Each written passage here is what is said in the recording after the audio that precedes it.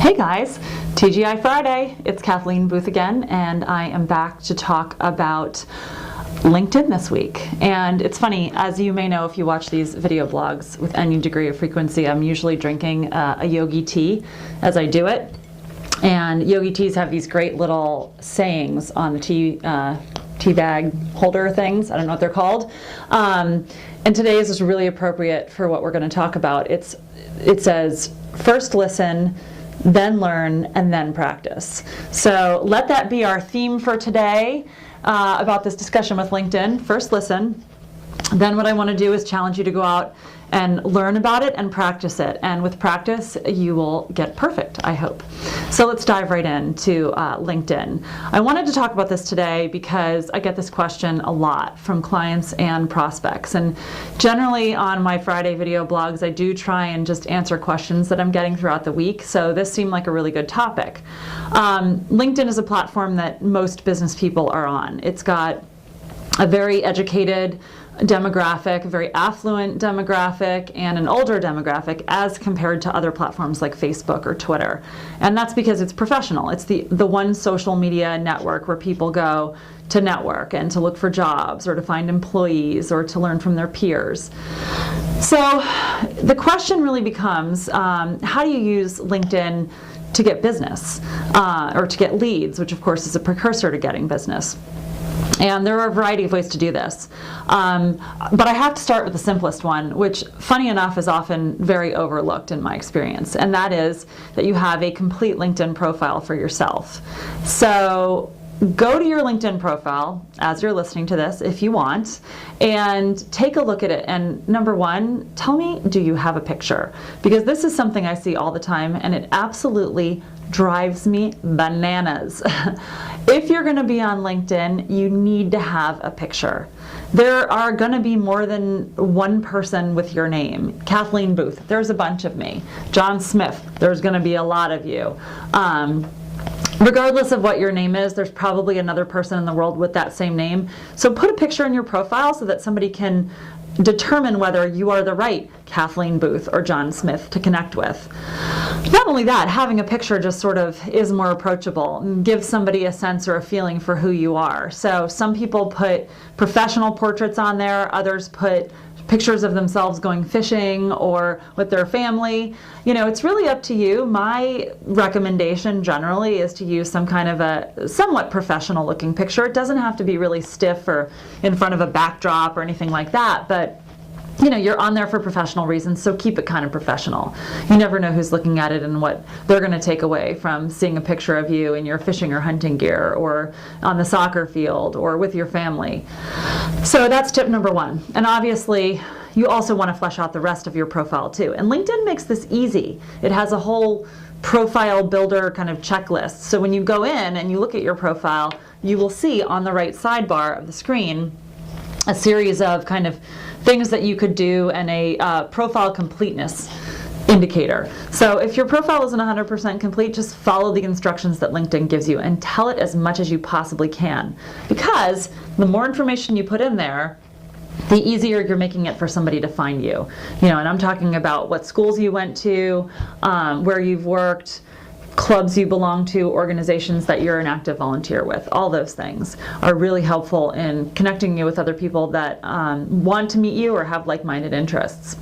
So that's kind of the basics. If you're not going to flesh out your profile, I'm going to tell you right now, you're probably not going to have a lot of success on LinkedIn. That's the starting point. So where do you go from there?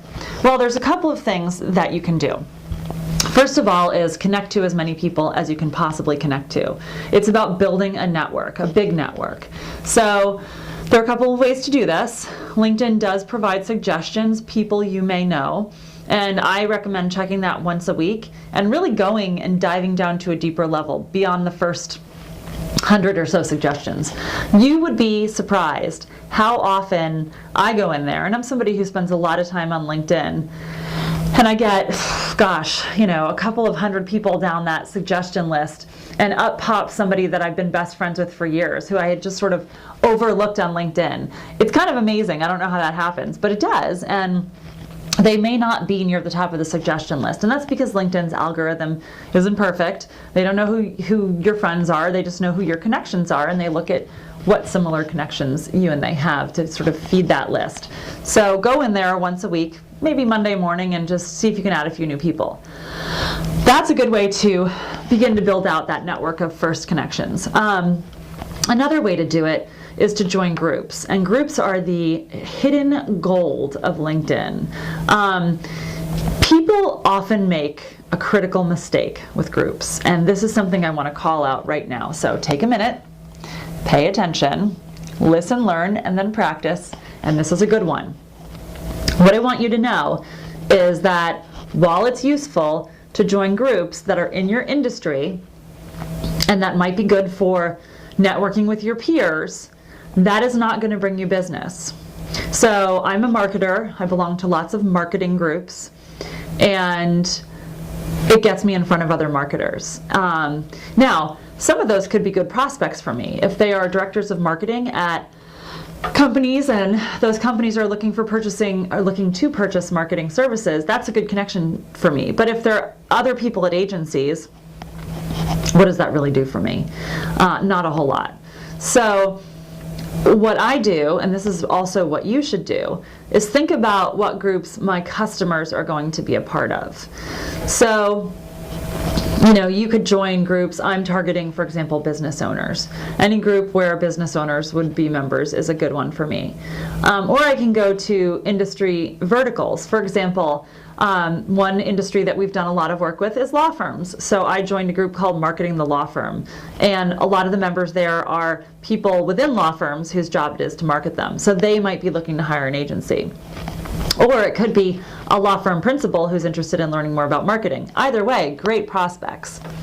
So you want to get into those groups and join as many of them as you can.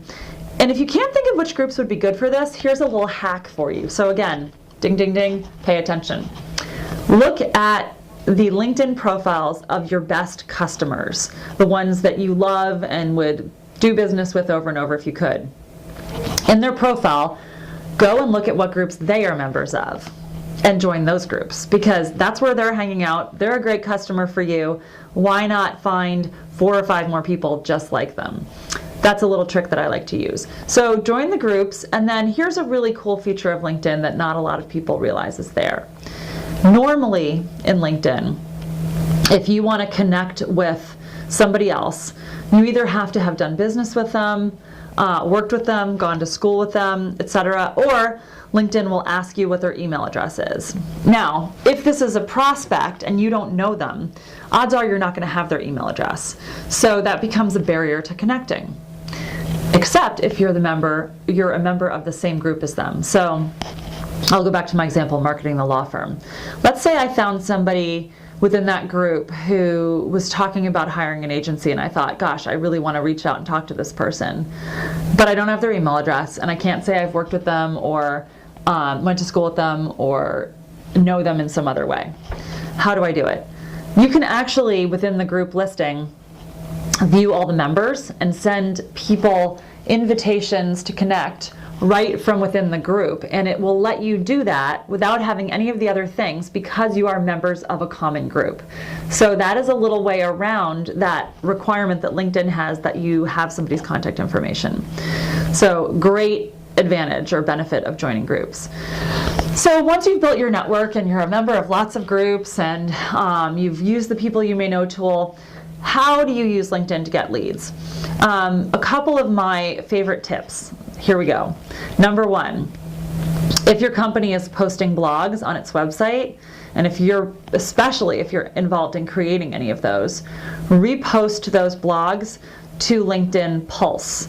And you as a LinkedIn user may have noticed Pulse. It's really those articles that people write on LinkedIn. It's almost like they're blogging right on LinkedIn. It's very easy to do. When you go in, it gives you the option of creating a new post.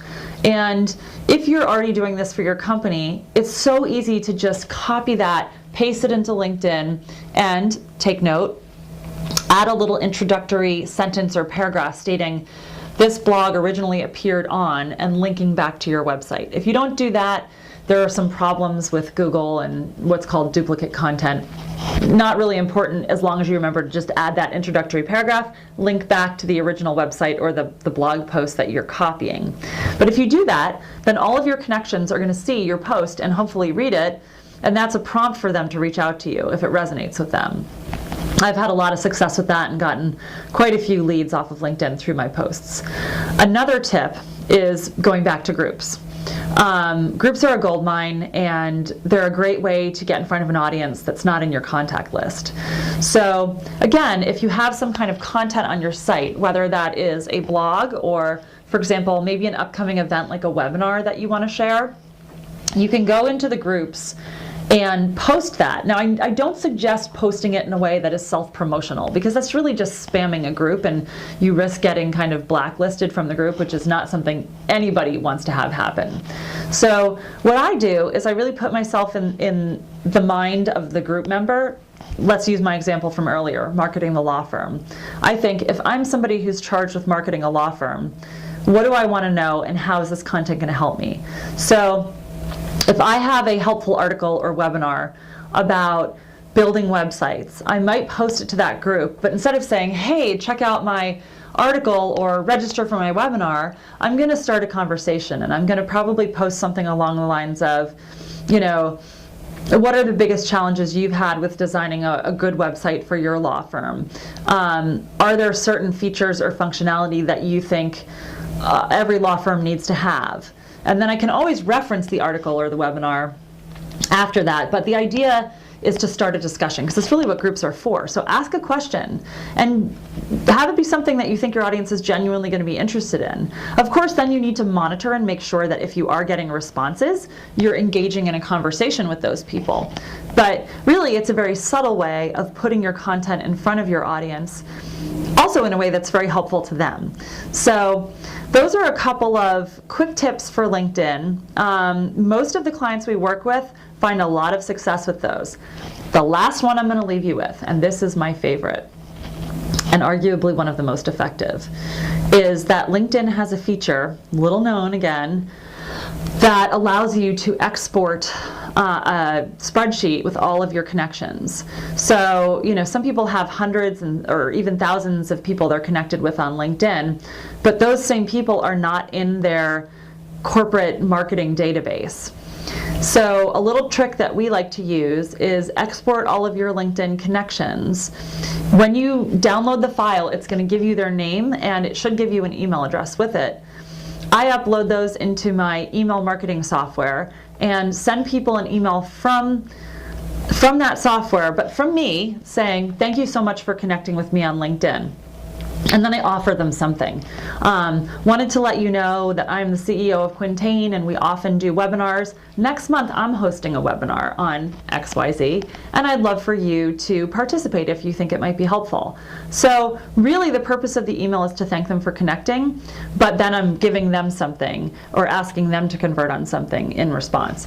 So that's gotten great results, and that's an approach that you can use over and over as you get new connections. You can download the list of connections and eliminate the ones you've already sent the email to, and in a month, send it to just that group that's connected with you in the last month. So great way to follow up a LinkedIn connection and to stay top of mind and to begin to pull people from LinkedIn into your corporate marketing rhythm. So that's what I've got for this week. As always, I would love to know how you're using LinkedIn for lead generation or for marketing. So if you do have certain strategies or tips that are working particularly well for you, I'd love to know about it. Share it in the comments to the blog or tweet me at WorkMommyWork, and I will definitely respond. And other than that, TGIF, cheers. I will see you next Friday.